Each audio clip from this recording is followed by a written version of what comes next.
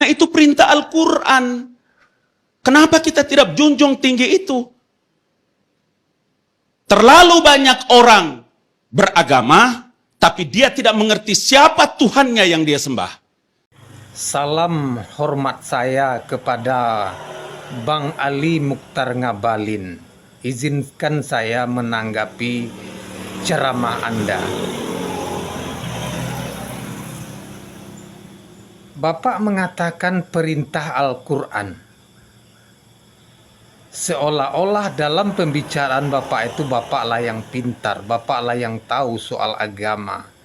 Izinkan saya mengkritisi sedikit ucapan Bapak tentang perintah Al-Quran. Bukankah Al-Quran itu buku, Pak? Kitab itu bahasanya buku. Buku mana bisa memberikan perintah, Pak? Yang bisa memberikan perintah, Pak, adalah seorang rasul. Buktinya mana?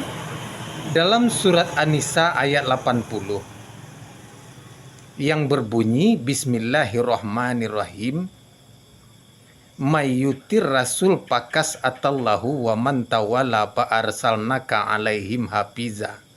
Barang siapa yang ikut perintah rasul, sesungguhnya telah ikut perintah Allah. Barang siapa yang mengingkari ketaatan itu, maka aku tidak mengutusmu untuk memelihara mereka. Itu yang disebut perintah, Pak.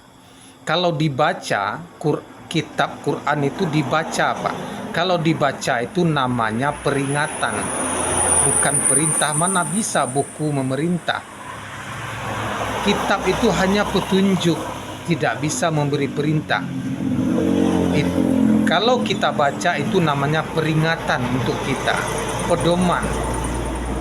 Jadi Bapak mengatakan perintah Al-Quran. Jadi di mana logika Bapak? Jadi seolah-olah dalam pembicaraan Bapak sangat berpengalaman, tapi buktinya Bapak nggak ngerti apa itu Quran, apa itu kitab. Kitab tuh bahasa Arab, Pak. Bahasa Indonesianya buku, Pak. Mana bisa buku memberikan perintah? Kalau kita membacanya kitab Quran itu namanya peringatan. Kalau perintah itu didengar, Pak, bukan dibaca.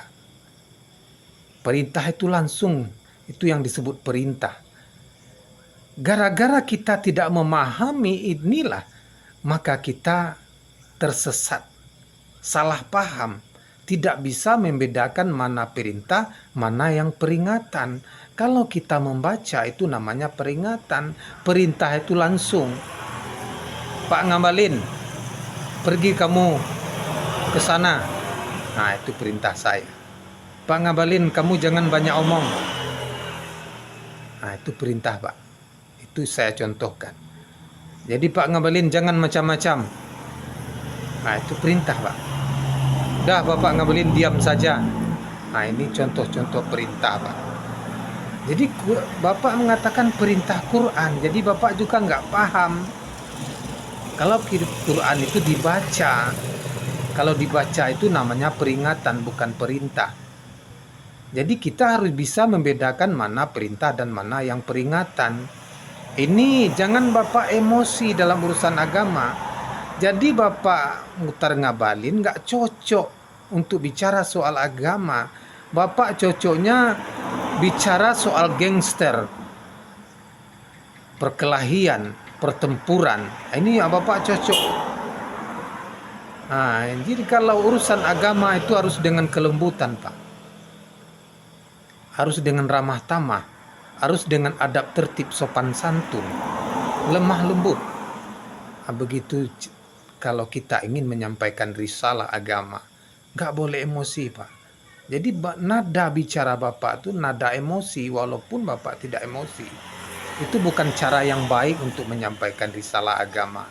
Ini pandangan saya kepada Bapak Ali Mukhtar Ngabalin. Saya harap Bapak Ali Mukhtar Ngabalin jangan sok tahu lah, Pak. Bapak saya lihat nggak punya, ini maaf loh ya Pak, bukan saya ini, tidak punya ilmu agama kalau menurut saya.